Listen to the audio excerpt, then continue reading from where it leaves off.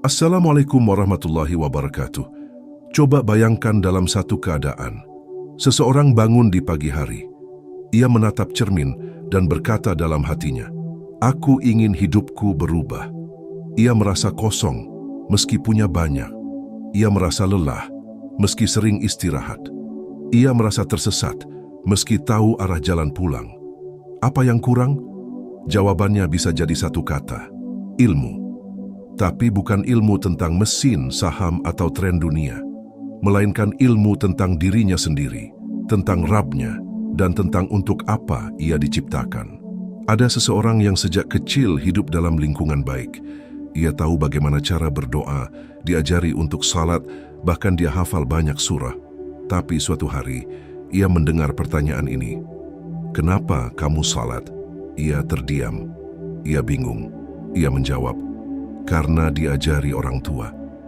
Lalu muncul pertanyaan lanjutan, "Lalu apa yang kamu rasakan saat salat?" Kembali ia terdiam. Karena ia tidak pernah benar-benar tahu makna dari ibadahnya. Ia melakukannya karena kebiasaan, bukan karena pengetahuan dan kesadaran. Sahabat narasi, inilah pentingnya ilmu yang disebut oleh para ulama sebagai fardu ain, yakni ilmu yang wajib dipelajari oleh setiap orang secara pribadi. Ia tidak boleh diwakilkan, tidak bisa ditunda, dan tidak gugur hanya karena sibuk atau karena belum sempat. Imam Al-Ghazali dalam kitabnya Ihya Ulumuddin menyebutkan, ilmu fardu ain adalah ilmu yang tanpanya seseorang akan celaka dalam akhirat. Ilmu ini mencakup 1. Ilmu akidah, tentang siapa Tuhan yang kita sembah. 2. Ilmu ibadah, tentang bagaimana cara kita menyembahnya dengan benar. 3. Ilmu akhlak dan tasawuf, tentang bagaimana menjaga hati dari penyakit-penyakit yang halus tapi menghancurkan. 4. Ilmu halal haram, tentang bagaimana kita makan, bekerja, menikah, bertransaksi, dan hidup dengan cara yang diridai Allah. Rasulullah Shallallahu Alaihi Wasallam bersabda dalam hadis yang diriwayatkan oleh Ibnu Majah dan dinyatakan hasan oleh Al-Albani, menuntut ilmu itu wajib atas setiap muslim. Imam Ahmad bin Hanbal rahimahullah pernah berkata, manusia lebih butuh kepada ilmu daripada makan dan minum, karena makan dan minum dibutuhkan 1-2 kali sehari, tapi ilmu dibutuhkan setiap saat. Diriwayatkan bahwa Imam Abu Hanifah rahimahullah di masa mudanya adalah seorang pedagang kain, tapi suatu malam ia lewat di dekat majelis seorang alim bernama Imam Hammad bin Abi Sulaiman. Ia mendengar satu kalimat yang membuat hatinya tergetar. Jika seseorang beramal tanpa ilmu, maka kerusakannya lebih banyak daripada kebaikannya. Sejak malam itu, ia berhenti berdagang dan mendedikasikan hidupnya untuk ilmu. Ia menjadi pendiri mazhab dan ilmunya mengalir sampai hari ini. Itulah kekuatan satu ilmu yang benar. Ia tidak hanya mengubah cara berfikir, tapi juga mengubah seluruh arah hidup. Sahabatku, sekarang coba kita tanya diri kita masing-masing. Sudahkah aku mempelajari ilmu yang harus aku pelajari? Sudahkah aku tahu hukum salat yang aku kerjakan setiap hari? Sudahkah aku tahu halal dan haram dalam penghasilanku?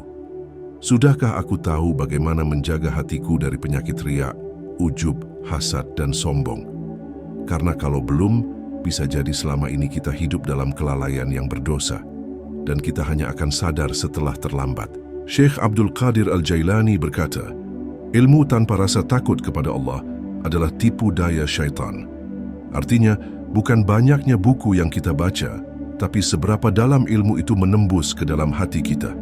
Ilmu yang benar akan membuat kita tunduk, malu, dan gemetar di hadapan Allah.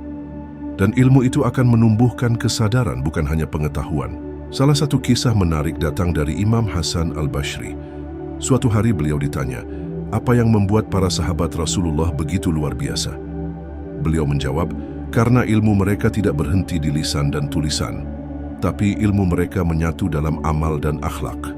Rasulullah Shallallahu Alaihi Wasallam bersabda dalam hadis riwayat Muslim, barang siapa menempuh jalan untuk mencari ilmu, Allah akan mudahkan baginya jalan menuju surga.